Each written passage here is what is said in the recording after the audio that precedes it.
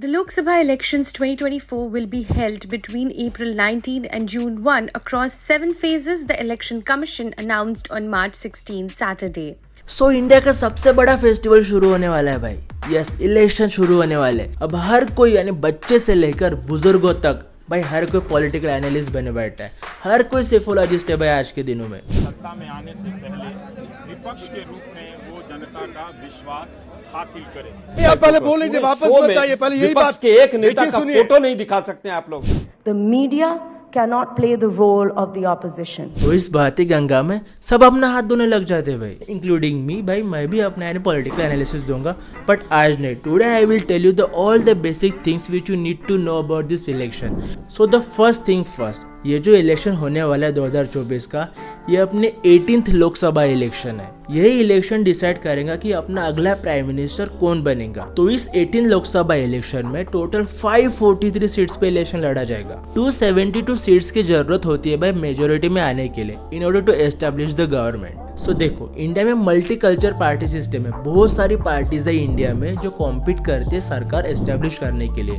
कोई regional parties है तो कोई नेशनल पार्टीज है, but there are only 6 national parties. तो ये 6 नेशनल पार्टीज कौन से है देखो, Bharatiya Janata party, Indian National Congress, Communist party of India, Bahujan Samaj party, National People's party and Aam Aadmi party. भाई तो अभी आप बोलोगे भाई नेशनल पार्टीज होने का क्या फायदा होता है। भाई नेशनल पार्टी होने का बहुत फायदा होता है। देखो, इलेक्शन कमीशन तुम्हें परमिशन देता है स्पेशल नेशनल पार्टीज को कि तुम तुम्हारे पार्टी का symbol all over the India use कर सकते हो। यानी जब वोटर वोट करने को जाएगा ना तो उसको बीजेपी का कमल ही दिखेगा, उसको कांग्रेस का हाथी दिखेगा। But on contrary, election commission regional parties को सिंबल देते हैं, यानी जो नेशनल पार्टी नहीं है उनको सिंबल देते हैं कि तुमको ये सिंबल यूज करना पड़ेगा। वो उनका डेजिग्नेटेड सिंबल यूज नहीं कर सकते। तो ये लॉस होता है भाई अगर तुम नेशनल पार्टी नहीं हो तो इंडियन पॉलिटिकल सिस्टम में गठबंधन करना बहुत एक पेक्यूलियर चीज है। यहाँ पे जो गठबंधन होते हैं ना, ऐसे गठबंधन कई दिखाई नहीं पड़ते भाई। तो सबसे बड़ा गठबंधन जो है वो है नेशनल डेमोक्रेटिक अलायंस, एनडीए। तो इनका लीडर है भाई भारतीय जनता पार्टी, और एनडीए में टोटल 37 पार्टीज का अलायंस है, 37 पार्टीज।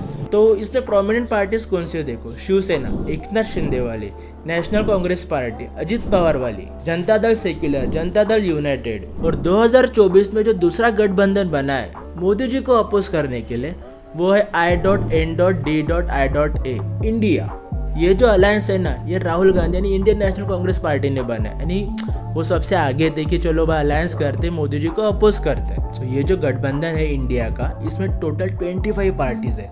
तो प्रोमिनेंट पार्टीज कौन से देखो, इंडियन कांग्रेस पार्टी शरद पवार वाली, शिवसेना उद्धव ठाकरे वाली, आम आदमी पार्टी, यस आम आदमी पार्टी भी भाई इंडिया में, communist party of India Marxist. यहाँ पे एक बात समझो भाई आप, तृणमूल कांग्रेस पार्टी जो यानी ममता बनर्जी की, उन्होंने एन मौके पे यहाँ से विड्रॉ कर लिया। अगर वो साथ में रहती, ममता बनर्जी अगर इस इंडिया ब्लॉक में रहती, तो आपने को भाई अलग ही नज़ारा देखने को मिलता।